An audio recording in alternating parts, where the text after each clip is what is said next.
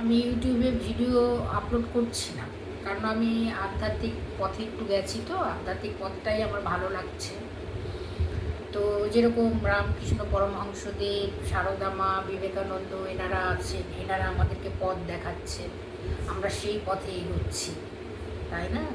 তো দেখুন, এই যে ওনারা এত উচ্চ স্থানে, তো ওনাদের চরণ ধুলিটা যেন পাই এবং চরণটা যেন ধরে থাকতে পারি, এই জন্যেই আমরা ওনাদেরকে স্মরণ করি, ভালোবাসি, মনন করি, সব কিছুই ওনাদের মানে চালনা, ওনারাই চালনা করছে আমাদেরকে, যার জন্য আমরা ওনাদের পথে যাচ্ছি। এই তো আমি একটা উদাহরণ দিচ্ছি, ঈশ্বর কিন্তু একটাই। যেরকম পুকুর, নদী, নালা, সাগর, তারপরে সব জায়গাতেই আছে, সমুদ্র, সব জায়গাতেই জল আছে। তো পুকুরের জল একটু নোংরা, তো পুকুরের জলের কাছে গিয়ে কি কেউ বলবে না যে ওটা জল? সবাই বলবে জল, জলে নামবো। সমুদ্রের জল তো আর শুধু জল না, বা নদীর জল তো আর শুধু জল না, নালার জলও জল, ওটা একটু নোংরা হলেও জল। তো সেই জন্যে বলি জল একটাই, সেরকম ঈশ্বরও একটাই।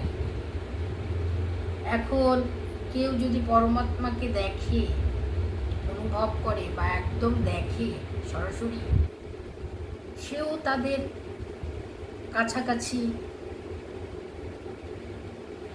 যেতে পারবে, তাদের চরণ স্পর্শ করতে পারবে।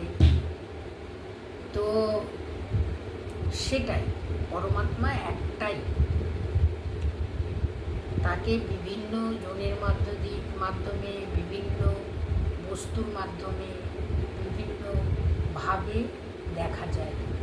সে আমি দেখি বা আরও কেউ দেখুক, সবাই যদি প্রাপ্ত করতে পারি আমরা ধ্যান, জপ এসবের মাধ্যমে, তাহলে আমরা অনেকটা নিজের জীবনকে উন্নত করতে পারব। এই জন্যে এই পথটা আমার ভালো লাগছে, আর এই পথে এসে আমি ভীষণ আনন্দ পাচ্ছি।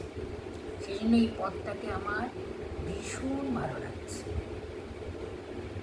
তো যাই হোক, আমার ভিডিও করতে দেরি হলো, আমি আপলোড করতে পারছি না। তো আপনাদেরকে শীত সামনে এলো, দুটো রেমেডি দিয়ে দিলাম, আপনারা ব্যবহার করুন। আমার চ্যানেলে আছে, ঘুরে ঘুরে আপনারা দেখুন যে অনেক ভিডিও আছে, শীতের মরশুমের জন্য অনেক ভিডিও আছে, আপনারা ঘুরে ঘুরে চ্যানেলটা দেখে নিতে পারেন। তো আমি আবার আসবো